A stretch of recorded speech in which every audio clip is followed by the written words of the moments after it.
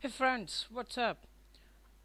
Welcome to another video. In this video, I'm going to show you how to pass basic mission 10 in hackthisite.org.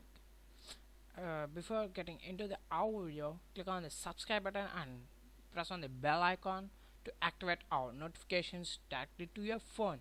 And click on the basic missions.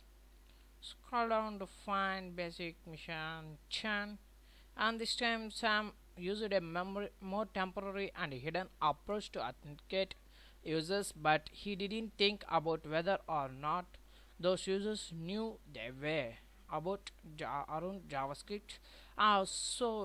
We are gonna use here JavaScript to enter into the password here on the URL. Just clear the URL and type as JavaScript to alert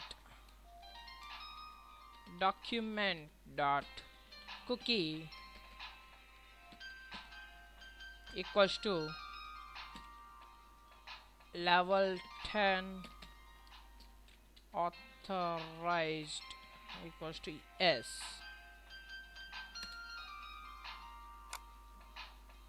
Go and submit.